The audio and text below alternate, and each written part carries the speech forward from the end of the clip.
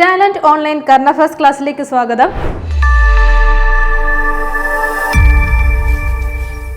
ഇന്ന് നമ്മൾ ചർച്ച ചെയ്യുന്നത് ഡിസംബർ 8-9 തീയതികളിലെ ആനുകാലിക വിഷയങ്ങളാണ്. ഒരു ക്ലാസ്സിലേക്ക് കടക്കാം.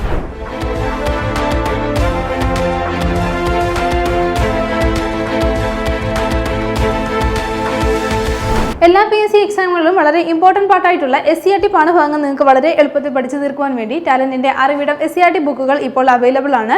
അപ്പോൾ ടാലന്റിന്റെ ഒഫീഷ്യൽ വെബ്സൈറ്റ് വഴിയോ ആമസോൺ ഫ്ലിപ്കാർട്ട് വഴിയോ നിങ്ങളുടെ അടുത്തുള്ള ബുക്ക് സ്റ്റോളുകൾ വഴിയോ നിങ്ങൾക്ക് ഈ ബുക്കുകൾ സ്വന്തമാക്കാൻ സാധിക്കുന്നതാണ്. പെട്ടെന്ന് തന്നെ സ്റ്റോക്കിന് ആവുകയും അതേപോലെ സ്റ്റോക്ക് ഔട്ട് ആവുകയും ചെയ്യുന്ന ബുക്കുകളാണ് അറിവിടം ബുക്കുകൾ. അപ്പോൾ ഉടൻ തന്നെ സ്വന്തമാക്കി പഠിച്ചു തുടങ്ങുക.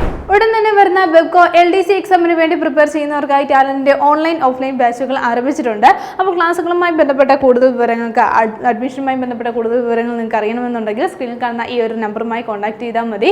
മാത്രമല്ല ഏത് കോഴ്സിലായിക്കോട്ടെ ടാലന്റിന്റെ ഏത് കോഴ്സുകൾക്ക് വേണ്ടിയിട്ടുള്ള ഡൗട്ടുകൾ നിങ്ങൾക്ക് ഈ നമ്പറിലൂടെ ക്ലിയർ ചെയ്യാൻ സാധിക്കുന്നതാണ്. PSC എക്സാമുകളിലെ കറന്റ് അഫയേഴ്സിൽ നിന്നുള്ള മാർക്കുകൾ നിങ്ങൾക്ക് ഈസിയായി സ്കോർ ചെയ്യാൻ സാധിക്കുന്ന ടാലന്റിന്റെ കറന്റ് അഫയേഴ്സ് ബുക്ക് ഇപ്പോൾ വിപണിയിൽ ലഭ്യമാണ്. അപ്പോൾ ഈ ബുക്ക് നമ്മുടെ ഡെയിലി കറന്റ് അഫയേഴ്സ് ക്ലാസ്സുകൾ ആസ്പദമാക്കിയിട്ടാണ് തയ്യാറാക്കിയിട്ടുള്ളത്. ഉടൻ തന്നെ ഈ ബുക്കുകൾ വാങ്ങുക, നല്ല രീതിയിൽ പഠിച്ചു തുടങ്ങുക. ഇന്ന് ആദ്യം നമ്മൾ നോക്കുന്ന പോയിന്റ് ഇതാണ്. ഓയിൽ ആൻഡ് നാച്ചുറൽ ഗ്യാസ് കോർപ്പറേഷന്റെ ചെയർമാൻ ആരെന്നാണ്. അപ്പോൾ നമുക്കറിയാവുന്ന ഒരു വ്യക്തിയാണ്. ആരാണ്? അരുൺ കുമാർ സിംഗ് ആണ്. എന്താണ് ഈ ഒരു സ്ഥാപനത്തിന്റെ, അതായത് ഓയിൽ ആൻഡ് നാച്ചുറൽ ഗ്യാസ് കോർപ്പറേഷന്റെ ചെയർമാൻ ആ ഒരു പൊസിഷനിൽ ഇരിക്കുന്നത്. അപ്പോൾ ഇപ്പോൾ ഒരു പ്രത്യേകത വന്നിരിക്കുകയാണ്. അദ്ദേഹത്തിന്റെ ചെയർമാൻ എന്നുള്ള ഈ ഒരു പദവി എന്താണ് 1 വർഷത്തേക്ക് കൂടി നീട്ടിയിരിക്കുകയാണ്. ആരുടെയാണ്? അരുൺ കുമാർ സിംഗിന്റെ. അദ്ദേഹത്തിന്റെ കാലാവധി എന്താണ് 1 വർഷത്തേക്ക് കൂടി നീട്ടിയിരിക്കുകയാണ്. അദ്ദേഹം ആരാണ്? ഓയിൽ ആൻഡ് നാച്ചുറൽ ഗ്യാസ് കോർപ്പറേഷന്റെ ചെയർമാൻ ആണ്. അപ്പോൾ 2026 ഡിസംബർ 6 വരെയാണ് അദ്ദേഹത്തിന്റെ കാലാവധി നീട്ടിയിരിക്കുന്നത് എന്നുള്ള കാര്യം കൂടി ഒന്ന് നോട്ട് ചെയ്യുക. അപ്പോൾ അരുൺ കുമാർ സിംഗ് അദ്ദേഹമാണ് എന്താണ് നമ്മുടെ ഈ ഒരു ഓയിൽ ആൻഡ് നാച്ചുറൽ ഗ്യാസ് കോർപ്പറേഷന്റെ ചെയർമാൻ. അദ്ദേഹത്തിന്റെ കാലാവധി 1 വർഷത്തേക്ക് കൂടി നീട്ടിയിരിക്കുകയാണ്. ഇനി ഒരു പുതിയ ഒരു കിഴങ്ങ് വർഗ്ഗത്തെയാണ് നമ്മൾ പരിചയപ്പെടുന്നത്. അപ്പോൾ ഇതിന്റെ പേരെന്താണ്? മന്ന എന്നാണ് പേര് നൽകിയിരിക്കുന്നത്. എന്താണ് ഇതിന്റെ പ്രത്യേകത എന്ന് പറഞ്ഞാൽ നമ്മുടെ രാജ്യത്ത് ഒരു കർഷകന്റെ തനത് ഇനമായി രജിസ്റ്റർ ചെയ്യുന്ന ആദ്യത്തെ കിഴങ്ങ് വർഗ്ഗമാണിത്. എന്താണ് പ്രത്യേകത എന്ന് ഓർത്തു വെക്കുക. നമ്മുടെ ഇന്ത്യയിൽ എന്താണ് ഒരു കർഷകന്റെ തന്നെ തനത് ഇനമായിട്ട് രജിസ്റ്റർ ചെയ്യുന്ന ആദ്യത്തെ കിഴങ്ങ് വർഗ്ഗമാണ് എന്താണ് മന്ന എന്നുള്ള കാര്യം ഓർത്തു വെക്കുക. അപ്പോൾ മന്ന എന്നുള്ള കിഴങ്ങ് വർഗ്ഗം എന്താണ്? മരച്ചീനിയാണ്. അപ്പോൾ ഈ ഒരു മരച്ചീനിയാണ് എന്താണ് ഇപ്പോൾ ഈ ഒരു നേട്ടം കൈവരിച്ചിരിക്കുന്നത്. നമ്മുടെ രാജ്യത്ത് തന്നെ ഒരു കർഷകന്റെ തനത് ഇനമായിട്ട് രജിസ്റ്റർ ചെയ്യുന്ന ആദ്യത്തെ കിഴങ്ങ് വർഗ്ഗമായിരിക്കുകയാണ് മന്ന എന്നാണ് പേര് എന്നുള്ള കാര്യം ഓർത്തു വെക്കുക. ഈ ഒരു ഇനത്തിന്റെ പേരെന്താണ്? മന്ന എന്നാണ്. നമ്മുടെ കേരളത്തിൽ പ്രചാരത്തിലുള്ള 22 കിഴങ്ങ് വർഗ്ഗങ്ങളിൽ നിന്ന് വ്യത്യസ്തമാണെന്നാണ് വ്യത്യസ്തമായിട്ടുള്ള ഒരു വിളയാണ്, ഒരു കിഴങ്ങ് വർഗ്ഗമാണ് മന്ന എന്ന് പറഞ്ഞിട്ടുണ്ട്. അപ്പോൾ കേന്ദ്ര കിഴങ്ങ് വിള ഗവേഷണ കേന്ദ്രമാണ് ഇങ്ങനെ സാക്ഷ്യപ്പെടുത്തിയിരിക്കുന്നത്. ഇനി ഈ ഒരു മന്ന എന്നുള്ളത് നമ്മൾ പറഞ്ഞ ഒരു കർഷകന്റെ തനത് ഇനമായിട്ട് രജിസ്റ്റർ ചെയ്തു എന്നുള്ളത് അത് ആരുടെ പേരിലാണ് എന്നുള്ള കാര്യം കൂടി ഒന്ന് ഓർത്തു വെക്കുക. ജോൺസൺ മാത്യു എന്നുള്ള ഒരു കർഷകന്റെ പേരിലാണ്. അദ്ദേഹത്തിന് ഈ ഒരു വിളയുടെ സംരക്ഷണത്തിന്റെ പേരിൽ എന്താണ് പേറ്റന്റ് ലഭിക്കുകയുണ്ടായിട്ടുണ്ടായിരുന്നു. അപ്പോൾ ആ കാര്യം ഓർത്തു വെക്കുക. എന്താണ് ഈ ഒരു വിളയുടെ പേര് എന്താണെന്ന് ഓർത്തു വെക്കുക. മന്ന എന്നാണ്, ഒരു കിഴങ്ങ് വർഗ്ഗമാണ്, മരച്ചീനിയാണ്. അപ്പോൾ ഇതിന് വേണ്ടിയിട്ട് എന്താണ് ജോൺസൺ മാത്യു എന്നുള്ള വ്യക്തിക്ക് എന്താണ് ആ ഒരു കർഷകന് ഇതിന്റെ പേരിൽ രജിസ്ട്രേഷൻ പേറ്റന്റ് ലഭിക്കുകയുണ്ടായി. അപ്പോൾ അങ്ങനെ വന്നപ്പോൾ എന്താണ് നമ്മുടെ രാജ്യത്തെ ഒരു കർഷകന്റെ തനത് ഇനമായിട്ട് രജിസ്റ്റർ ചെയ്യപ്പെട്ടിരിക്കുന്ന ആദ്യത്തെ കിഴങ്ങ് വർഗ്ഗമാണ് മന്ന. അടുത്ത നമ്മൾ ചർച്ച ചെയ്യുന്ന പോയിന്റ് ഇതാണ്. 30ാമത് കേരള അന്താരാഷ്ട്ര ചലച്ചിത്രമേളയുടെ ഉദ്ഘാടന ചിത്രം ഏതെന്നാണ്. അപ്പോൾ നോക്കാം. പലസ്തീൻ 36 എന്നുള്ളതാണ്. എന്താണ്? പലസ്തീൻ 36 എന്നുള്ളതാണ്, അല്ലെങ്കിൽ പലസ്തീൻ 36 എന്നുള്ളതാണ് ഈ ഒരു ചലച്ചിത്രമേളയുടെ ഉദ്ഘാടന ചിത്രം എന്നുള്ള കാര്യം ഓർത്തു വെക്കുക. അപ്പോൾ 30ാമത് കേരള അന്താരാഷ്ട്ര ചലച്ചിത്രമേളയുടെ, അതായത് IFFKയുടെ ഇന്റർനാഷണൽ ഫിലിം ഫെസ്റ്റിവൽ ഓഫ് കേരളയുടെയാണ് ഉദ്ഘാടന ചിത്രമാണ് നമ്മൾ നോക്കിയത്. എന്താണ് ചിത്രത്തിന്റെ പേരെന്ന് ഓർത്തു വെക്കുക. പലസ്തീൻ 360 എന്നുള്ളതാണ് ഈ ഒരു ചിത്രത്തിന്റെ പേര് വന്നിരിക്കുന്നത്. ഇനി ഈ ചലച്ചിത്രമേള എവിടെയാണ് നടക്കുന്നതെന്ന് നമുക്കറിയാം. എല്ലാ വർഷവും തിരുവനന്തപുരത്ത് വെച്ചിട്ടാണ് ഈ ഒരു ചലച്ചിത്രമേള നടക്കുന്നത്. ഇനി ചിത്രമേള നമ്മൾ പറഞ്ഞു. ചിത്രം സംവിധാനം ചെയ്തത് ആരാണെന്ന് കൂടി ഓർത്തു വെക്കുക. ആനി മേരി ജാസിർ ആണ്. ആരാണ്? ആനി മേരി ജാസിർ ആണ് ഈ ഒരു സിനിമ സംവിധാനം ചെയ്തത്. സിനിമയുടെ പശ്ചാത്തലം എന്ന് പറഞ്ഞാൽ 1930-36 കാലഘട്ടത്തിൽ ബ്രിട്ടീഷ് നീചമായിട്ടുള്ള ഭരണവും അതേപോലെ തന്നെ സൈനിസത്തിനും എതിരായിട്ട് പലസ്തീൻ പ്രക്ഷോഭം ഉണ്ടായതിനെ ചുറ്റി ചുറ്റിപ്പറ്റിയിട്ടുള്ള ഒരു പശ്ചാത്തലത്തിലാണ് ഈ ഒരു സിനിമ നിർമ്മിച്ചിരിക്കുന്നത്. അപ്പോൾ സിനിമ സംവിധാനം ചെയ്തത് ആരാണെന്ന് നമ്മൾ പറഞ്ഞു, ആനി മേരി ജാസിർ ആണ് ഈ ഒരു സിനിമ സംവിധാനം ചെയ്തത്. ഈ ചിത്രത്തിന് മറ്റു 2 പ്രത്യേകത കൂടിയുണ്ട്. ടോക്കിയോ അന്താരാഷ്ട്ര ചലച്ചിത്രമേളയിൽ മികച്ച ചിത്രത്തിനുള്ള സിനിമയ്ക്കുള്ള പുരസ്കാരം നേടിയ ചിത്രമാണ് പലസ്തീൻ 36 എന്നുള്ള ഈ ഒരു സിനിമ. മാത്രമല്ല 98ാമത്, അതായത് അടുത്ത വർഷത്തെ ഓസ്കാർ അവാർഡിലേക്കുള്ള പലസ്തീന്റെ മികച്ച ഫീച്ചർ ഫിലിമിലേക്കുള്ള പലസ്തീന്റെ ഔദ്യോഗിക എൻട്രി കൂടിയാണ് എന്താണ് ഈ ഒരു പലസ്തീൻ 36 എന്നുള്ള ഈ ഒരു സിനിമ. അപ്പോൾ ഓർത്ത് വെക്കുക, എന്താണ് ടോക്കിയോ അന്താരാഷ്ട്ര ഫിലിം ഫെസ്റ്റിവലിൽ മികച്ച ചിത്രമായിട്ട് തിരഞ്ഞെടുക്കപ്പെട്ടിട്ടുണ്ട്. ഇതേപോലെ ഇനി എന്താണ് 98ാമത് ഓസ്കാർ അവാർഡിൽ, അക്കാദമി അവാർഡിലെ മികച്ച ഫീച്ചർ ഫിലിമിനുള്ള ഏത് രാജ്യത്തിന്റെയാണ് പലസ്തീന്റെ ഔദ്യോഗിക എൻട്രി കൂടിയാണ് പലസ്തീൻ 36 എന്നുള്ള ഈ ഒരു സിനിമ. ഈ 30ാമത് IFFK കുറിച്ച് നമ്മൾ പറഞ്ഞു. അപ്പോൾ ഈ ഒരു ചലച്ചിത്രമേളയിൽ, അതായത് 30ാമത് IFFKയിൽ ലൈഫ് ടൈം അച്ചീവ്മെന്റ് അവാർഡ് ലഭിക്കുന്നത് ആർക്കാണെന്ന് കൂടി ഓർത്തു വെക്കുക. അബ്ദുറഹിമാൻ സിസാക്കോയ്ക്കാണ് ഈ ഒരു പുരസ്കാരം ലഭിക്കുന്നത്. അതേപോലെ തന്നെ ഈ ഒരു ചലച്ചിത്രമേളയുടെ ജൂറി അധ്യക്ഷൻ ആരാണെന്ന് കൂടി പ്രത്യേകം നോട്ട് ചെയ്ത് പഠിക്കുക. മുഹമ്മദ് റസൂലോഫ് ആണ്. ആരാണ്? മുഹമ്മദ് റസൂലോഫ് ആണ് 30ാമത് IFFKയുടെ ജൂറി ചെയർമാൻ എന്നുള്ള കാര്യം നോട്ട് ചെയ്യുക. അപ്പോൾ ഈ ഒരു ചലച്ചിത്രമേള നടക്കുന്നത് എവിടെ വെച്ചാണ്? തിരുവനന്തപുരത്ത് വെച്ചാണ്. ഇനി ഒരു അവാർഡാണ് നമ്മൾ ചർച്ച ചെയ്യുന്നത്. ഈ ഒരു അവാർഡ് ലഭിച്ചിരിക്കുന്നത് കേരളത്തിലെ ഒരു പദ്ധതിക്കാണ്, ഡിജി കേരള എന്നുള്ള പദ്ധതിക്കാണ് ഈ ഒരു അവാർഡ് ലഭിച്ചിരിക്കുന്നത്. എന്ത് അവാർഡാണെന്ന് നമുക്ക് നോക്കാം. 2025 എക്സലൻസ് ഇൻ ഡിജിറ്റൽ ഗവേണൻസ് എന്ന വിഭാഗത്തിൽ നാഷണൽ ഡിജിറ്റൽ ട്രാൻസ്ഫോർമേഷൻ അവാർഡ് നേടിയ കേരള സർക്കാർ പദ്ധതി ഏതാണ്? അത് ഡിജി കേരള എന്നുള്ള പദ്ധതിയാണ്. അപ്പോൾ ഏത് അവാർഡാണെന്ന് നമ്മൾ പറഞ്ഞു. 2025 എക്സലൻസ് ഇൻ ഡിജിറ്റൽ ഗവേണൻസ് എന്നുള്ള വിഭാഗത്തിൽ എന്താണ്? നാഷണൽ ഡിജിറ്റൽ ട്രാൻസ്ഫോർമേഷൻ അവാർഡാണ് നേടിയിരിക്കുന്നത്. അടുത്തിടെ ഒഡീഷയിലെ ഭുവനേശ്വറിൽ നടന്ന 19ാമത് ഡിജിറ്റൽ ട്രാൻസ്ഫോർമേഷൻ കോൺക്ലേവ് ആൻഡ് അവാർഡ്സിലാണ് ഈ ഒരു പുരസ്കാരം ലഭിക്കുന്നത്.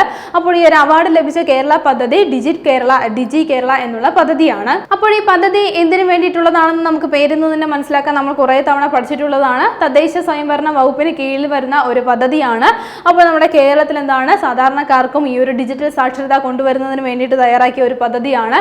അതിലൂടെ ഇത് സക്സസ്ഫുൾ ആയിട്ട് നടന്നു. അതുമാത്രമല്ല എന്താണ് സർക്കാരിന്റെ സേവനങ്ങൾ കൂടുതൽ ഡിജിറ്റൽ വൽക്കരിച്ച് ജനങ്ങളിലേക്ക് എത്തിക്കാനും ഈ ഒരു പദ്ധതിയിലൂടെ കഴിഞ്ഞിട്ടുണ്ട്. ഈ ഒരു പദ്ധതിക്കൊപ്പം തന്നെ കേരളത്തിലെ മറ്റൊരു പദ്ധതിക്കും അവാർഡ് ലഭിച്ചിട്ടുണ്ട്. അത് ലഭിച്ചിരിക്കുന്നത് വിദ്യാഭ്യാസ സാങ്കേതിക പരിവർത്തനം എന്നുള്ള മേഖലയിലാണ് അവാർഡ് ലഭിച്ചിരിക്കുന്നത്. ഏതിനാണെന്ന് ഓർത്തു വെക്കുക? കൈറ്റിനാണ്. എന്താണ് ഈ ഒരു അവാർഡ് ലഭിക്കുന്നത്. അപ്പോൾ കൈറ്റിന്റെ ഈ ഒരു AI പ്ലാറ്റ്ഫോം ഉണ്ട്. അപ്പോൾ സമഗ്ര പ്ലസ് എന്നുള്ള ഈ ഒരു AI ലേണിംഗ് പ്ലാറ്റ്ഫോമിലൂടെയാണ് എന്താണ് കൈറ്റിന് ഈ ഒരു പുരസ്കാരം ലഭിക്കുന്നത്. അപ്പോൾ പൊതുവിദ്യാഭ്യാസ വകുപ്പിന് കീഴിലുള്ള കൈറ്റിനും എന്താണ് ഈ ഒരു അവാർഡ് വേളയിൽ, അതായത് ഈ ഒരു നാഷണൽ ഡിജിറ്റൽ ട്രാൻസ്ഫോർമേഷൻ അവാർഡിൽ എന്താണ് അവാർഡ് ലഭിച്ചിട്ടുണ്ട്. അപ്പോൾ കൈറ്റിനും അതേപോലെ ഡിജി കേരളയ്ക്കുമാണ് കേരളത്തിൽ നിന്ന് ഈ ഒരു അവാർഡ് വേളയിൽ എന്താണ് പുരസ്കാരങ്ങൾ ലഭിച്ചത്. ഇനി നമ്മൾ നോക്കുന്ന പോയിന്റ് ഇതാണ്. ഇന്ത്യയിലെ ഏറ്റവും നീളം കൂടിയ കാന്റിലിവർ ഗ്ലാസ് സ്കൈവാക്ക് പാലം ഉദ്ഘാടനം ചെയ്യപ്പെട്ടത് എവിടെയെന്നാണ്. അപ്പോൾ ഓർത്തു വെക്കുക, വിശാഖപട്ടണത്താണ്. എവിടെയാണ്? വിശാഖപട്ടണത്താണ് ഇത്തരത്തിലൊരു ഗ്ലാസ് ബ്രിഡ്ജ് വന്നിരിക്കുന്നത്. എന്താണ് പ്രത്യേകത? ഇന്ത്യയിലെ ഏറ്റവും നീളം കൂടിയ കാന്റിലിവർ ഗ്ലാസ് സ്കൈവാക്ക് പാലമാണ് ഉദ്ഘാടനം ചെയ്യപ്പെട്ടത്.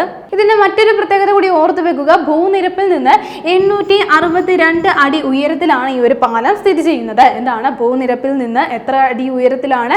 862 അടി ഉയരത്തിലാണ് വിശാഖപട്ടണത്ത് ഈ ഒരു കാന്റിലിവർ ഗ്ലാസ് സ്കൈവാക്ക് പാലം സ്ഥിതി ചെയ്യുന്നത്. അടുത്തിടെയാണ് ഉദ്ഘാടനം ചെയ്തതെന്ന് ഓർത്തു വെക്കുക. എവിടെയാണ്? വിശാഖപട്ടണത്താണ് ഉദ്ഘാടനം ചെയ്തത്. പ്രത്യേകത എന്താണ്? ഇന്ത്യയിലെ ഏറ്റവും നീളം കൂടിയ കാന്റിലിവർ ഗ്ലാസ് സ്കൈവാക്ക് പാലമാണിത്. അടുത്ത നമ്മൾ നോക്കുന്നത് ഒരു പദ്ധതിയാണ്. പദ്ധതിയുടെ പേര് ഇതാണ്, മുഖ്യമന്ത്രി ഭാരത് ദർശൻ യോജന എന്നുള്ള പദ്ധതിയാണ്. അപ്പോൾ ഈ ഒരു പദ്ധതി നടപ്പിലാക്കുന്ന സംസ്ഥാനം ഏതെന്നാണ് ചോദ്യം. ഉത്തരം എന്താണ്? ബീഹാർ ആണ്. ഏത് സംസ്ഥാനത്താണ്? ബീഹാറിലാണ് ഈ ഒരു പദ്ധതി നടപ്പിലാക്കുന്നത്. പദ്ധതിയുടെ പേരെന്താണെന്ന് ഓർത്തു വെക്കുക. മുഖ്യമന്ത്രി ഭാരത് ദർശൻ യോജന എന്നാണ് പദ്ധതിക്ക് പേര് നൽകിയിരിക്കുന്നത്. ഈ പേരിൽ നിന്ന് തന്നെ നമുക്ക് ഈ പദ്ധതി എന്തിനു വേണ്ടിയിട്ടുള്ളതാണെന്ന് നമുക്ക് കണക്ട് ചെയ്ത് വെക്കാം. ഭാരത് ദർശൻ യോജന, ഇത്രയും മാത്രം നിങ്ങളൊന്ന് മനസ്സിൽ വിചാരിക്കുക. ഭാരത് ദർശൻ യോജന എന്താണ്? നമ്മുടെ ഭാരതം ദർശിക്കാൻ വേണ്ടിയിട്ടുള്ള ഒരു പദ്ധതിയാണ്. അതായത് നമ്മുടെ കുട്ടികൾക്ക്, ഈ ഒരു സംസ്ഥാനത്തിലെ സർക്കാർ ഹയർ സെക്കൻഡറി സ്കൂളിൽ പഠിക്കുന്ന കുട്ടികൾക്ക് എന്താണ് ഈ ഒരു നമ്മുടെ രാജ്യത്തെ പ്രധാന സ്ഥലങ്ങളും അതേപോലെ തന്നെ വിദ്യാഭ്യാസവുമായി ബന്ധപ്പെട്ടിട്ടുള്ള സ്ഥാപനങ്ങളും ഒക്കെ നമുക്ക് ദർശിക്കുന്നതിന് വേണ്ടിയിട്ട് അല്ലെങ്കിൽ കുട്ടികൾക്ക് കാണുന്നതിന് വേണ്ടിയിട്ട് അത്തരത്തിൽ വിദ്യാഭ്യാസ ടൂർ സൗകര്യം ഒരുക്കുന്നതിന് വേണ്ടിയിട്ട് തയ്യാറാക്കിയിട്ടുള്ള ഒരു പദ്ധതിയാണിത്. പദ്ധതിയുടെ പേരെന്താണ്? മുഖ്യമന്ത്രി ഭാരത് ദർശൻ യോജന എന്നാണ് പദ്ധതിക്ക് പേര് നൽകിയിരിക്കുന്നത്. ഇതുപോലെ തന്നെ മുഖ്യമന്ത്രി ബീഹാർ ദർശൻ യോജന എന്നുള്ള ഒരു പദ്ധതിയും എന്താണ് ബീഹാറിൽ നിലനിൽക്കുന്നുണ്ട്. എന്താണ് മുഖ്യമന്ത്രി ബീഹാർ ദർശൻ യോജന എന്നുള്ള പദ്ധതി. അപ്പോൾ ആ പദ്ധതി എന്തിനു വേണ്ടിയിട്ടാണ്? ഇതുപോലെ തന്നെയാണ്, പക്ഷെ ഒരു വ്യത്യാസമുണ്ട്. പ്രൈമറി മിഡിൽ ക്ലാസ്സുകളിൽ പഠിക്കുന്ന കുട്ടികൾക്ക് വേണ്ടിയിട്ടുള്ള അത്തരത്തിലുള്ള ആ ഒരു ഏജിലുള്ള കുട്ടികൾക്ക് വേണ്ടിയിട്ടുള്ള ഒരു പദ്ധതിയാണിത്. അതെന്താണ്? മുഖ്യമന്ത്രി ബീഹാർ ദർശൻ യോജനയാണ്. അപ്പോൾ എന്താണ് ബീഹാർ ദർശിക്കുന്നതിന് വേണ്ടിയിട്ട്, അതായത് ആ ഒരു സംസ്ഥാനത്തിനുള്ളിൽ തന്നെ ഈ ഒരു കുട്ടികൾക്ക് ടൂർ സൗകര്യം ഒരുക്കുക അല്ലെങ്കിൽ വിദ്യാഭ്യാസ ടൂറുകൾ ഒരുക്കുക എന്നുള്ള പദ്ധതിയാണ് എന്താണ് ഈ ഒരു മുഖ്യമന്ത്രി ബീഹാർ ദർശൻ യോജന എന്നുള്ള പദ്ധതി. അപ്പോൾ അത് ഓൾറെഡി എന്താണ് നടന്നു വരുന്ന ഒരു പദ്ധതിയാണ്. ഇപ്പോൾ പുതിയൊരു പദ്ധതി വന്നിരിക്കുന്നത് മുഖ്യമന്ത്രി ഭാരത് ദർശൻ യോജന എന്നാണ് പദ്ധതിയുടെ പേര് നൽകുന്നത്. അപ്പോൾ ഈ ഒരു പദ്ധതി എന്തിനു വേണ്ടിയിട്ടാണ്? സർക്കാർ ആ ഒരു ബീഹാർ സംസ്ഥാനത്തുള്ള സർക്കാർ ഹയർ സെക്കൻഡറി സ്കൂളിലെ സ്റ്റുഡൻസിന് വേണ്ടിയിട്ടുള്ള ഒരു പദ്ധതിയാണ്. നമ്മുടെ രാജ്യത്തെ പ്രധാന സ്ഥലങ്ങളും അതേപോലെ വിദ്യാഭ്യാസ സ്ഥാപനങ്ങളും ഒക്കെ ദർശിക്കുന്നതിന് വേണ്ടിയിട്ട് അല്ലെങ്കിൽ ടൂർ നടത്തുന്നതിന് വേണ്ടിയിട്ടാണ് ഇത്തരത്തിലൊരു പദ്ധതി ഒരുക്കുന്നത്. ഇനി ബീഹാറിന്റെ മുഖ്യമന്ത്രി ആരാണെന്ന് നമുക്ക് എല്ലാവർക്കും അറിയാം. അടുത്തിടെ കൂടി നമ്മൾ ചർച്ച ചെയ്തതാണ്. നിതീഷ് കുമാർ ആണ്. ആരാണ്? നിതീഷ് കുമാർ ആണ് നിലവിലെ എന്താണ് ബീഹാറിന്റെ മുഖ്യമന്ത്രി. ഇനി നമ്മൾ നോക്കുന്ന പോയിന്റ് ഇതാണ്. 2025 ഡിസംബറിൽ നവരത്ന പദവി ലഭിച്ച സ്ഥാപനം ഏതെന്നാണ്. അപ്പോൾ ഓർത്തു വെക്കാം, നുമലിഗഡ് റിഫൈനറി ലിമിറ്റഡിനാണ് ലഭിച്ചിരിക്കുന്നത്. എന്താണ്? നുമലിഗഡ് റിഫൈനറി ലിമിറ്റഡിനാണ് ഈ ഒരു നേട്ടം കൈവരിച്ചിരിക്കുന്നത്. എന്താണ്? നവരത്ന പദവി ലഭിച്ചിരിക്കുകയാണ്. 2025 ഡിസംബറിലാണ് നവരത്ന പദവി ലഭിച്ചത് എന്നുള്ള കാര്യം ഓർത്തു വെക്കുക. ഏത് സ്ഥാപനത്തിനാണ്? നുമലിഗഡ് റിഫൈനറി ലിമിറ്റഡിനാണ് ഈ ഒരു പദവി ലഭിച്ചിരിക്കുന്നത്. മാത്രമല്ല മറ്റൊരു പ്രത്യേകത കൂടിയുണ്ട്. ഈ ഒരു പദവി ലഭിക്കുന്ന, അതായത് നവരത്ന പദവി ലഭിക്കുന്ന 27ാമത് കേന്ദ്ര പൊതുമേഖലാ സ്ഥാപനമാണ് എന്താണ് നുമലിഗഡ് റിഫൈനറി ലിമിറ്റഡ് എന്നുള്ള കാര്യം നോട്ട് ചെയ്യുക. എത്രാമതാണ്? 27ാമത് കേന്ദ്ര പൊതുമേഖലാ സ്ഥാപനമാണ്. അപ്പോൾ എപ്പോഴാണ് ഈ ഒരു നവരത്ന പദവി ലഭിച്ചത്? 2025 ഡിസംബറിലാണ് ഈ ഒരു നുമലിഗഡ് റിഫൈനറിക്ക് നവരത്ന പദവി ലഭിച്ചത്. ഇനി നമ്മൾ നോക്കുന്നത് ഒരു അന്തർവാഹിനിയുമായി ബന്ധപ്പെട്ട പോയിന്റ് ആണ്. ഇന്ത്യ തദ്ദേശീയമായി നിർമ്മിച്ച മൂന്നാമത്തെ ആണവോർജ ബാലിസ്റ്റിക് മിസൈൽ അന്തർവാഹിനി ഏതെന്നാണ്. ഓർത്തു വെക്കുക, INS അരിതാമൻ ആണ്. എന്താണ്? INS അരിതാമൻ ആണ്. എന്താണ് പ്രത്യേകത എന്ന് ഓർത്തു വെക്കുക. ഇന്ത്യ തദ്ദേശീയമായി നിർമ്മിച്ച മൂന്നാമത്തെ ആണവ ബാലിസ്റ്റിക് മിസൈൽ അന്തർവാഹിനിയാണ്. എന്നാൽ മറ്റൊരു പ്രത്യേകതയോടെ ഉണ്ട്. അരിഹന്ത് ക്ലാസ്സിലെ രണ്ടാമത്തെ അന്തർവാഹിനിയാണ്. എന്താണ്? അരിഹന്ത് ക്ലാസ്സിലെ രണ്ടാമത്തെ അന്തർവാഹിനിയാണ് എന്താണ് INS അരിതാമൻ എന്നുള്ള കാര്യം ഓർത്തു വെക്കുക. എന്നാൽ ഇന്ത്യ തദ്ദേശീയമായി നിർമ്മിച്ച എത്രാമതാണ്? മൂന്നാമത്തെ ആണവോർജ ബാലിസ്റ്റിക് മിസൈൽ അന്തർവാഹിനിയാണിത്. ഇനി ഒരു ഏകജാലക ഫ്രെയിംവർക്കാണ് നമ്മൾ ചർച്ച ചെയ്യുന്നത്. അടുത്തിടെ വിദേശ നിക്ഷേപകർക്കായി സെബി അവതരിപ്പിച്ച കുറഞ്ഞ അപകട സാധ്യതയുള്ള ഏകജാലക ആക്സസ് ഫ്രെയിംവർക്ക് ഏതെന്നാണ്. അപ്പോൾ ഓർത്തു വെക്കുക, സ്വാഗത് ഫീ എന്നുള്ളതാണ്. എന്താണ്? സ്വാഗത് ഫീ എന്നുള്ള ഒരു ഏകജാലക ആക്സസ് ഫ്രെയിംവർക്കാണ്. അപ്പോൾ ഏത് സ്ഥാപനമാണ് അവതരിപ്പിച്ചതെന്ന് ഓർത്തു വെക്കുക. ഇങ്ങനെ ഒരു ഫ്രെയിംവർക്ക് കൊണ്ടുവന്നത് സെബിയാണ് അല്ലെ. Securities and exchange board of ഇന്ത്യയാണ് ഇത്തരത്തിലൊരു ഏകജാലക ആക്സസ് ഫ്രെയിംവർക്ക് കൊണ്ടുവന്നിരിക്കുന്നത്. എന്തിനു വേണ്ടിയിട്ടാണെന്ന് നമ്മൾ പറഞ്ഞു? വിദേശ നിക്ഷേപകർക്ക് വേണ്ടിയിട്ടാണ്. അപ്പോൾ അവർക്ക് എന്താണ്? കുറഞ്ഞ അപകട സാധ്യതയുള്ള ഷെയറുകളും മറ്റു കാര്യങ്ങളും ഒക്കെ നോക്കുന്നതിന് വേണ്ടിയിട്ടാണ് ഇത്തരത്തിലൊരു ആക്സസ് ഫ്രെയിംവർക്ക് കൊണ്ടുവന്നിരിക്കുന്നത്. എന്താണെന്ന് ഓർത്തു വെക്കുക, സ്വാഗത് ഫീ എന്നാണ് പേര് നൽകിയിരിക്കുന്നത്. ഇതിന്റെ പൂർണ്ണരൂപവും കൂടി നമുക്കൊന്ന് പഠിച്ചു വെക്കാം. അപ്പോൾ സ്വാഗത് ഫീയുടെ പൂർണ്ണരൂപം ഇതാണ്: single window automatic and generalised access for trusted foreign investors എന്നുള്ളതാണ് എന്താണ് ഇതിന്റെ പൂർണ്ണരൂപം. അപ്പോൾ അതൊന്ന് പ്രത്യേകം നോട്ട് ചെയ്ത് പഠിക്കുക. അപ്പോൾ ഇത് ആരാണ് അവതരിപ്പിച്ചതെന്ന് ഓർത്ത് വെക്കുക. സെബിയാണ് ഇത്തരത്തിലൊരു ഫ്രെയിംവർക്ക് കൊണ്ടുവന്നിരിക്കുന്നത്. ഇനി ഒരു വേദിയാണ് നമ്മൾ നോക്കുന്നത്. 67ാമത് കേരള സംസ്ഥാന കളരിപ്പയറ്റ് ചാമ്പ്യൻഷിപ്പ് 2025 വേദി എവിടെയെന്നാണ്. അപ്പോൾ ഓർത്ത് വെക്കാം, തിരുവനന്തപുരത്ത് വെച്ചിട്ടാണ് ഈ ഒരു ചാമ്പ്യൻഷിപ്പ് നടക്കുന്നത്. എന്താണ്? തിരുവനന്തപുരത്ത് വെച്ചിട്ടാണ് നടക്കുന്നത്. എത്രാമതാണെന്ന് ഓർത്ത് വെക്കുക, 67ാമത് കേരള സംസ്ഥാന കളരിപ്പയറ്റ് ചാമ്പ്യൻഷിപ്പാണ് 2025 നടക്കുന്നത്. വേദിയാവുന്നത് തിരുവനന്തപുരമാണ്. ഇനി നമ്മൾ നോക്കുന്ന പോയിന്റ് ഇതാണ്. 2025 ഫോർമുല 1 ലോക ചാമ്പ്യൻ ആയത് ആരെന്നാണ്. ഓർത്തു വെക്കുക, ലാൻഡോ നോറിസ് ആണ്. ആരാണ്? ലാൻഡോ നോറിസ് ആണ് ഈ ഒരു നേട്ടം കൈവരിച്ചിരിക്കുന്നത്. എന്താണ്? ഫോർമുല 1 2025 ലോക ചാമ്പ്യൻഷിപ്പ് നേടിയിരിക്കുകയാണ്. ലോക ചാമ്പ്യൻ ആയിരിക്കുകയാണ് അദ്ദേഹം. ഇനി അദ്ദേഹം ഈ ഒരു നേട്ടം കൈവരിക്കുന്നതിന് മുമ്പ്, അതിന് തൊട്ട് മുമ്പ് അല്ലെങ്കിൽ ഈ ഒരു നേട്ടത്തിൽ എത്തിയപ്പോഴത്തേക്ക് എന്താണ്? അബുദാബി ഗ്രാൻഡ് പ്രീയിലൂടെയാണ്. അപ്പോൾ Abu Dhabi grand prix 2025 Abu Dhabi grand പ്രീയിൽ അദ്ദേഹത്തിന്റെ റാങ്ക് എത്രയായിരുന്നു? 3ാം സ്ഥാനമായിരുന്നു. സ്ഥാനമായിരുന്നു. അദ്ദേഹം എന്താണ് 3-ാം സ്ഥാനത്തായിരുന്നു. ഈ പൊസിഷൻ എത്രയായിരുന്നു? 3 എന്നുള്ള കാര്യം ഓർത്തു വെക്കുക. അങ്ങനെയാണെങ്കിൽ 2025 അബുദാബി ഗ്രാൻഡ് പ്രിയിൽ ഫസ്റ്റ് റാങ്ക് വന്നത്, അതായത് ജേതാവായത് ആരാണ്? അത് മാക്സ് വെസ്റ്റപ്പൻ ആണ്. അപ്പോൾ ഓർത്തു വെക്കുക, ലാൻഡോ നോറിസ് ഏത് പൊസിഷനിലായിരുന്നു? 3-ാമത്തെ പൊസിഷനിലായിരുന്നു. അദ്ദേഹം ഈ ഒരു നേട്ടത്തിലൂടെ എന്താണ് 2025 ഫോർമുല 1 ലോക ചാമ്പ്യൻ ആയിട്ട് മാറിയിരിക്കുകയാണ്. ഇനി ഒരു വിയോഗമാണ് നമ്മൾ ചർച്ച ചെയ്യുന്നത്. 2025 ഡിസംബറിൽ അന്തരിച്ച പ്രശസ്ത വാസ്തുശില്പി ആരെന്നാണ്. അപ്പോൾ ഓർത്തു വെക്കുക, ഫ്രാങ്ക് ഗെഹ്റിയാണ്. ആരാണ്? ഫ്രാങ്ക് ഗെഹ്റിയാണ്. അപ്പോൾ അദ്ദേഹം അന്തരിച്ചിരിക്കുകയാണ്. 2025 ഡിസംബറിലാണ് അദ്ദേഹം അന്തരിച്ചത്. 1997 സ്പെയിനിൽ അദ്ദേഹം രൂപകൽപ്പന ചെയ്ത ഗുഗൻഹൈം എന്നുള്ള ഒരു മ്യൂസിയം ഉണ്ട്. അപ്പോൾ ആ ഒരു മ്യൂസിയത്തിന് എന്താണ്? ടൈറ്റാനിയം പൂശിയ രൂപകൽപ്പനയാണ് അദ്ദേഹം നൽകിയത്. അപ്പോൾ ഇതിലൂടെയാണ് അദ്ദേഹം പ്രശസ്തിയിലൂടെ എത്തുന്നത്. അദ്ദേഹം എന്താണ് മറ്റുള്ളവരിലൊക്കെ അറിയപ്പെടുന്നത്. അതേപോലെ അദ്ദേഹത്തിന് 1989 ഈ ഒരു വാസ്തുവിദ്യാ മേഖലയിലെ ഏറ്റവും ഉയർന്ന പുരസ്കാരമായിട്ടുള്ള പിറ്റ്സ്കർ ആർക്കിടെക്ചർ പുരസ്കാരം ലഭിച്ചിട്ടുണ്ടായിരുന്നു. ഏത് വർഷമാണ് ലഭിച്ചതെന്ന് ഓർത്തു വെക്കുക, 1989 ഈ ഒരു പുരസ്കാരം ലഭിച്ചത്. അപ്പോൾ ഓർത്തു വെക്കുക, നമ്മൾ ആരുടെ കാര്യമാണ് പറഞ്ഞത്? ഫ്രാങ്ക് ഗെഹ്റി ആണ്. അപ്പോൾ അദ്ദേഹം അന്തരിച്ചതെന്നാണെന്ന് ഓർത്തു വെക്കുക. 2025 ഡിസംബറിലാണ് അദ്ദേഹം അന്തരിച്ചത്. അദ്ദേഹത്തിന്റെ പ്രത്യേകത എന്താണെന്ന് നമ്മൾ പറഞ്ഞു. അദ്ദേഹം വളരെ പ്രശസ്തനായിട്ടുണ്ടായിരുന്ന ഒരു വാസ്തുശില്പിയാണ്. ഉടൻ തന്നെ വരുന്ന LGS എക്സാമിന് വേണ്ടി പ്രിപ്പയർ ചെയ്യുന്നവർക്കായി ടാലന്റിന്റെ LGS റാങ്ക് ഫെയിൽ ഇപ്പോൾ വിപണിയിൽ ലഭ്യമാണ്. ഒരു ഒറ്റ വോളിയത്തിലായിട്ടാണ് ഈ ഒരു റാങ്ക് ഫെയിൽ നിങ്ങൾക്ക് ലഭ്യമാവുന്നത്. SCRT സിലബസുകളൊക്കെ കവർ ചെയ്തുകൊണ്ട് PQs എല്ലാം ഉൾപ്പെടുത്തിയിട്ടാണ് ഈ ഒരു റാങ്ക് ഫെയിൽ നിങ്ങൾക്ക് വേണ്ടി തയ്യാറാക്കിയിട്ടുള്ളത്. എക്സാമിന് വേണ്ടി പ്രിപ്പയർ ചെയ്യുന്നവർ ഉടൻ തന്നെ ഈ ബുക്കുകൾ സ്വന്തമാക്കുക. ഈ മാസം നടക്കുന്ന ബീറ്റ് ഫോറസ്റ്റ് എക്സാമിന് വേണ്ടി പ്രിപ്പയർ ചെയ്യുന്നവർക്കായി ടാലന്റ് ഒരു വർക്ക്ഷോപ്പ് ഒരുക്കുകയാണ്. ഫ്രീ ആണ് ഈ ഒരു വർക്ക്ഷോപ്പ്. ഫ്രീ ആയിട്ടാണ് നിങ്ങൾക്ക് എല്ലാവർക്കും ലഭിക്കുന്നത്. ടാലന്റിലെ സ്റ്റുഡൻസ് ആയാലും അല്ലാത്തവർക്കായാലും ഫ്രീ ആയിട്ട് നിങ്ങൾക്ക് ഈ ഒരു വർക്ക്ഷോപ്പിൽ പങ്കെടുക്കാൻ സാധിക്കുന്നതാണ്. ഇനി ടാലന്റിന്റെ ക്ലാസുകൾ എങ്ങനെയാണെന്ന് മനസ്സിലാക്കാനും ഈ ഒരു ഫ്രീ വർക്ക്ഷോപ്പിലൂടെ നിങ്ങൾക്ക് സാധിക്കും. ഈ ഒരു വർക്ക്ഷോപ്പിന് വേണ്ടി മാത്രമല്ല, എങ്ങനെയാണ് ഇവിടുത്തെ ക്ലാസുകൾ, എങ്ങനെയാണ് നോട്ട് നൽകുന്നത് എന്നൊക്കെ മനസ്സിലാക്കി നിങ്ങൾക്ക് വേണമെങ്കിൽ ഭാവിയിലുള്ള കോഴ്സുകളിൽ ജോയിൻ ചെയ്യാവുന്നതാണ്. ഇനി ഈ ഒരു ക്ലാസ് നടക്കുന്നത്, ഈ ഒരു വർക്ക്ഷോപ്പ് നടക്കുന്നത് എന്നാണെന്ന് ഓർത്തു വെക്കുക. ഡിസംബർ 12 നടക്കുന്നത്. രാവിലെ 10 മണിക്ക് ക്ലാസ് സ്റ്റാർട്ട് ചെയ്യുന്നതായിരിക്കും. ഇനി ഈ ഒരു ക്ലാസ് നടക്കുന്നത് 12 നടക്കുന്നത് നെയ്യാറ്റിങ്കര ബ്രാഞ്ചിലാണെന്ന് ഓർത്തു വെക്കുക.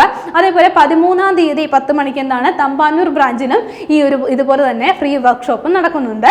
എന്താണ് ബീറ്റ് ഫോറസ്റ്റ് ഓഫീസർ എക്സാമിന് വേണ്ടിയുള്ള വർക്ക്ഷോപ്പാണ് നടക്കുന്നത്. അപ്പോൾ എല്ലാവരും പഠിച്ചു കഴിഞ്ഞിട്ടുണ്ടാകും. ഒരു റിവിഷന് വേണ്ടി കാത്തിരിക്കുന്നവർക്കൊക്കെ വളരെ ഉപകാരപ്പെടുന്ന രീതിയിലാണ് വർക്ക്ഷോപ്പ് തയ്യാറാക്കിയിട്ടുള്ളത്. വർക്ക്ഷോപ്പിന് പങ്കെടുക്കാൻ താല്പര്യമുള്ളവർ സ്ക്രീനിൽ കാണുന്ന ഈ ഒരു നമ്പറിൽ വിളിച്ച് രജിസ്റ്റർ ചെയ്യേണ്ടതാണ്. ഇന്ന് നമ്മൾ ചർച്ച ചെയ്ത പോയിന്റുകൾ ഒന്നുകൂടി നോക്കാം. ആദ്യം നമ്മൾ ചർച്ച ചെയ്ത പോയിന്റ് ഇതായിരുന്നു. ഓയിൽ ആൻഡ് നാച്ചുറൽ ഗ്യാസ് കോർപ്പറേഷന്റെ ചെയർമാൻ ആരെന്ന് നമ്മൾ നോക്കി. അരുൺ കുമാർ സിംഗ് ആണ് എന്താണ് ഈ ഒരു സ്ഥാപനത്തിന്റെ ചെയർമാൻ. അപ്പോൾ അദ്ദേഹത്തിന്റെ കാലാവധി 1 വർഷത്തേക്ക് കൂടി നീട്ടിയിരിക്കുകയാണ്.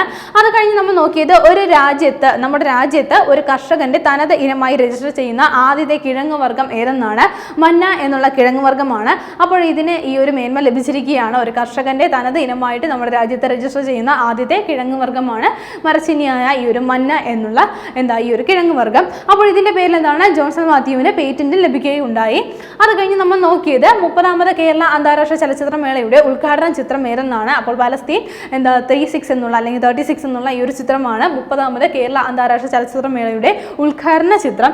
അതിനുശേഷം നമ്മൾ നോക്കിയത് ഒരു അവാർഡായിരുന്നു. ഡിജി കേരളയ്ക്ക് ലഭിച്ചിട്ടുള്ള ഒരു അവാർഡാണ്. 2025 എക്സലൻസ് ഇൻ ഡിജിറ്റൽ ഗവേണൻസ് എന്ന വിഭാഗത്തിലെ നാഷണൽ ഡിജിറ്റൽ ട്രാൻസ്ഫോർമേഷൻ അവാർഡ് നേടിയിരിക്കുന്ന കേരള സർക്കാർ പദ്ധതിയാണിത്.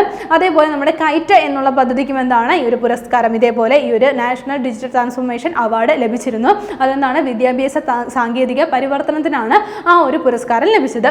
ശേഷം നമ്മൾ നോക്കിയത് ഇന്ത്യയിലെ ഏറ്റവും നീളം കൂടിയ കാന്റിലിവർ ഗ്ലാസ് സ്കൈവാക്ക് പാലം ഉദ്ഘാടനം ചെയ്യപ്പെട്ടത് എവിടെയെന്നാണ്? വിശാഖപട്ടണത്താണ് ഉദ്ഘാടനം ചെയ്യപ്പെട്ടത്. അതിന്റെ ഏകദേശം എത്ര അടി ഉയരത്തിലാണ്? നമ്മുടെ ഭൂനിരപ്പിൽ നിന്ന് എന്താണ് ഏകദേശം 862 അടി ഉയരത്തിലാണ് സ്ഥിതി ചെയ്യുന്നത്. ശേഷം നമ്മൾ നോക്കിയത് മുഖ്യമന്ത്രി ഭാരത് ദർശൻ യോജന പദ്ധതി നടപ്പിലാക്കുന്ന സംസ്ഥാനം ഏതെന്നാണ്?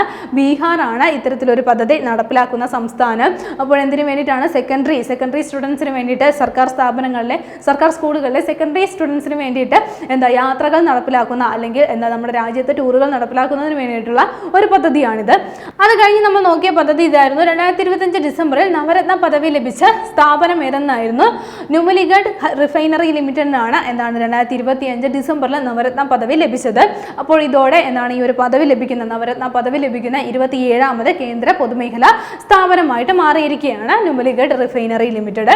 ശേഷം നമ്മൾ നോക്കിയത് ഇന്ത്യ തദ്ദേശീയമായി നിർമ്മിച്ച മൂന്നാമത്തെ ആണവോർജ ബാലിസ്റ്റിക് മിസൈൽ അന്തർവാഹിനി ഏതെന്നാണ്. അപ്പോൾ ഓർത്തു വെക്കുക, INS അരിതമൻ ആണ്. അപ്പോൾ എന്താണ് പ്രത്യേകത? ഇന്ത്യ തദ്ദേശീയമായി നിർമ്മിച്ച മൂന്നാമത്തെ ആണവോർജ ബാലിസ്റ്റിക് മിസൈൽ അന്തർവാഹിനിയാണിത്. അത് കഴിഞ്ഞ് നമ്മൾ നോക്കിയത് അടുത്തിടെ വിദേശ നിക്ഷേപകർക്കായി സെബി അവതരിപ്പിച്ച കുറഞ്ഞ അപകട സാധ്യതയുള്ള ഏകജാലക ആക്സിസ് ഫ്രെയിംവർക്ക് ഏതെന്നാണ്.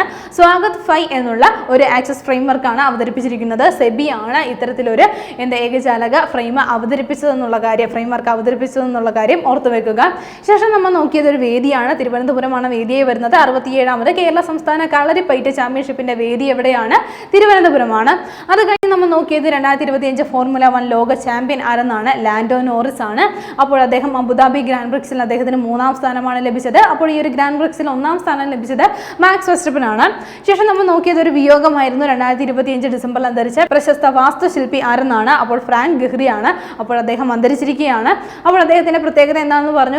അദ്ദേഹം പ്രശസ്തനായിട്ടുള്ള ഒരു വാസ്തുശില്പിയാണ്.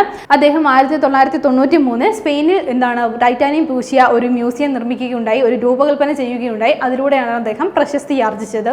കഴിഞ്ഞ ക്ലാസ്സുമായി ബന്ധപ്പെട്ട 2 ചോദ്യങ്ങൾ നൽകുകയാണ്. ശരി ഉത്തരങ്ങൾ താഴെ കമന്റ് ചെയ്യുക. ആദ്യത്തെ ചോദ്യം ഇതാണ്: റിസർവ് ബാങ്കിന്റെ പുതിയ റിപ്പോ നിരക്ക് എത്രയെന്നാണ്? Option A 5.25%, option B 6.25%, option C 6.50%, option D 5.50%. രണ്ടാമത്തെ ചോദ്യം ഇതാണ്: 23ാമത് ഇന്ത്യ റഷ്യ വാർഷിക ഉച്ചകോടി 2025 വേദി എവിടെയെന്നായിരുന്നു? Option A Bengaluru, option B Delhi, option C Chennai, option D Pune. ശരി ഉത്തരങ്ങൾ താഴെ കമന്റ് ചെയ്യുക. കഴിഞ്ഞ ക്ലാസ്സിൽ നൽകിയിരുന്ന ചോദ്യങ്ങളുടെ ഉത്തരങ്ങൾ ചർച്ച ചെയ്യാം. ആദ്യത്തെ ചോദ്യം ഇതായിരുന്നു: കർഷക ക്ഷേമം ശക്തിപ്പെടുത്തുന്നതിനായി റൈത്തന മീ കോസം സംരംഭം ആരംഭിച്ച സംസ്ഥാനം ഏതെന്നായിരുന്നു ചോദ്യം. ശരി ഉത്തരം ഏതാണ്? ഓപ്ഷൻ സി ആണ്, ആന്ധ്രാപ്രദേശാണ്. രണ്ടാമത്തെ ചോദ്യം ഇതായിരുന്നു: മൈക്കലാഞ്ചലോ ഡോം എന്ന പേരിൽ AI അധിഷ്ഠിത പ്രതിരോധ കവചം അവതരിപ്പിച്ച രാജ്യം ഏതെന്നാണ്? ശരി ഉത്തരം ഏതാണ്? ഓപ്ഷൻ ഡി ആണ്, ഇറ്റലിയാണ് ഇത്തരത്തിലൊരു AI അധിഷ്ഠിത കവച പ്രതിരോധം അവതരിപ്പിച്ച രാജ്യം. ഇന്ന് നമ്മൾ ഡിസ്കസ് ചെയ്ത പോയിന്റുകൾ എല്ലാവർക്കും മനസ്സിലായി കാണുമെന്ന് വിശ്വസിക്കുന്നു. നന്നായി പഠിക്കുക, നന്നായി മുന്നേറുക. മറ്റൊരു ക്ലാസ്സുമായി വീണ്ടും കാണാം.